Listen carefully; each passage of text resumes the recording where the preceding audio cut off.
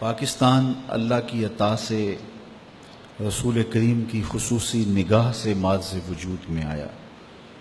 مشائخ اہل سنت نے اور علماء کرام نے جس طرح اس وطن کے لیے کھڑے ہو کر کے اپنا کردار ادا کیا وہ کسی سے مخفی نہیں ہے، لیکن اس کے بعد اب ہم جس جگہ کھڑے ہیں یقیناً پاکستان بنانے کا یہ مقصود نہیں تھا۔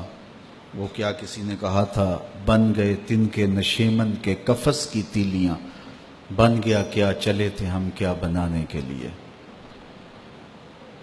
ہمارا اپنا قصور ہے۔ یہ جو تذکرے ہو رہے تھے کس نے کیا کیا اور کون کہاں کھڑا کیا کرتا رہا، قرآن مجید میں اللہ تعالیٰ نے ایک مقام پہ ارشاد فرمایا کہ وہ اس بات پر قادر ہے کہ تمہارے اوپر سے اور نیچے سے عذاب نازل کرے۔ علماء نے لکھا کہ اوپر کا عذاب یہ ہے کہ بے موسمی بارشیں ہوں، آسمان سے پتھر برسیں۔ نیچے کا عذاب یہ ہے کہ زلزلے آئیں، زمین فصل دینا چھوڑ دے، اور بہت ساری باتیں علماء تفسیر نے لکھی۔ لیکن حضرت عبداللہ ابن عباس رضی اللہ تعالی عنہ فرماتے ہیں اوپر کا عذاب یہ ہے تمہارے حکمران نااہل ہوں، اور نیچے کا عذاب یہ ہے تمہاری اولادیں نافرمان ہوں۔ تو اوپر اور نیچے کے عذاب میں ہم لوگ مبتلا ہیں، اور یہ ہمارے اعمال کا نتیجہ ہے۔ اعمالکم امالکم، تمہارے اعمال ہی تمہارے امال ہوں گے۔ حضرت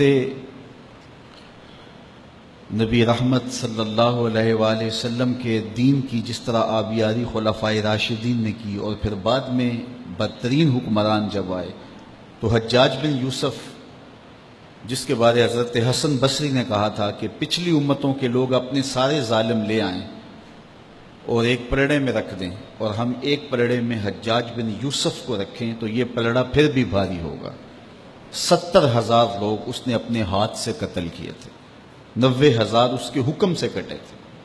کسی نے اس کے سامنے جرأت کر لی اور اس کو کہا کہ تو نے حضرت عمر فاروق کا دور خلافت دیکھا ہے، ان جیسا انداز حکمرانی اختیار کیوں نہیں کرتا؟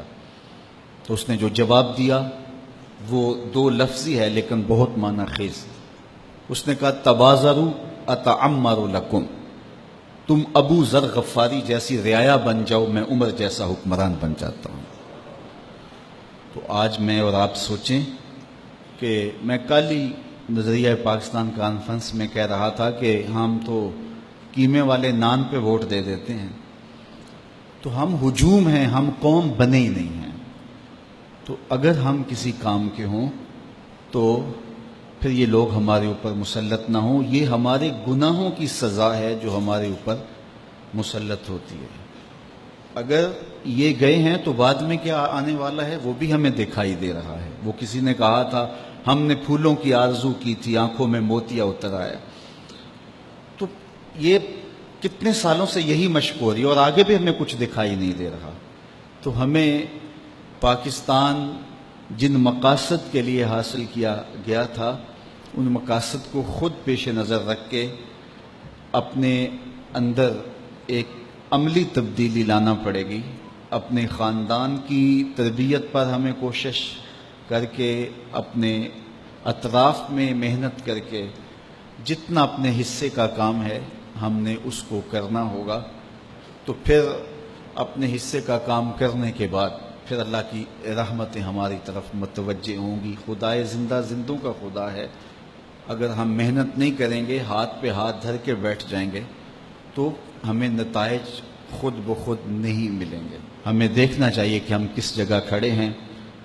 اگر کوئی ملک لوٹ رہا ہے تو ہمارا اگر بس چلتا ہے تو ہم جاتے ہوئے جوتے چرا کے لے جاتے ہیں۔ ہم جو کر سکتے ہیں وہ ہم فریضہ اپنا سمجھ کے نبھا رہے ہوتے ہیں۔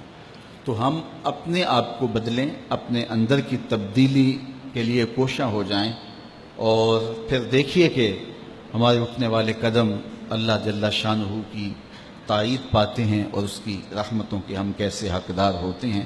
ورنہ یہ ہوتا رہے گا، بد سے بدترین لوگ ہمارے اوپر مسلط ہوتے رہیں گے، اور ہم ہر وقت ان ذلتوں کو سہتے رہیں گے۔